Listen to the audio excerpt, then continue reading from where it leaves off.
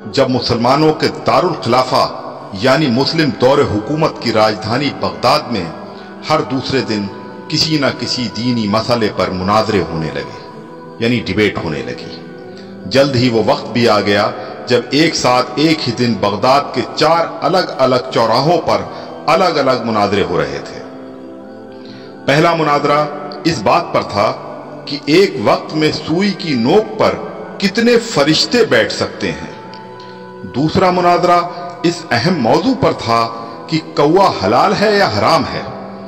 तीसरे मुनाजरे में यह तकरार चल रही थी कि मिसवाक का शरई साइज कितना होना चाहिए। एक ग्रोह का कहना था कि एक बालिश से कम नहीं होनी चाहिए और दूसरे ग्रोह का यह मानना था कि एक बालिश से छोटी मिसवाक भी जायज है।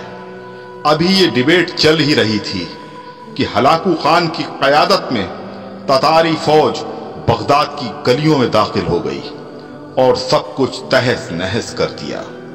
मिसवाक की हुर्मत बचाने वाले लोग खुद ही बोटी बोटी हो गए। सुई की नोक पर फरिश्तों की गिनती करने वाले लोगों की खोपड़ियों की मीनारें बन गईं जिन्हें गिनना भी मुमकिन नहीं था।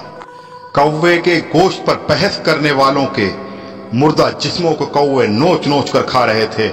आज हलाकू खान को बगदाद तबाह किए सैकड़ों बरस गुजर चुके हैं, मगर कसम ले लीजिए जो मुसलमानों ने तारीख से रत्ती बराबर भी सबक लिया हो। आज हम मुसलमान फिर वैसे ही मुनाजरे सोशल मीडिया पर या अपनी महफिलों, जलसों और मस्जिदों के मेंबरों से कर रहे हैं। दाढ़ी की लंबाई कितनी होनी चाहिए या फिर पायजामे की लंबाई टखनों से कितना ऊपर कितना नीचे शरई एतबार से होनी चाहिए। फिरके और मसलक के हमारे झंडा बरदार सिर्फ और सिर्फ अपने अपने फिरकों को जन्नत में ले जाने के दावे कर रहे हैं और दौर हाजिर का हलाकू खान एक एक करके मुस्लिम मुल्कों को नेस्तनाबूद करता हुआ आगे बढ़ रहा है।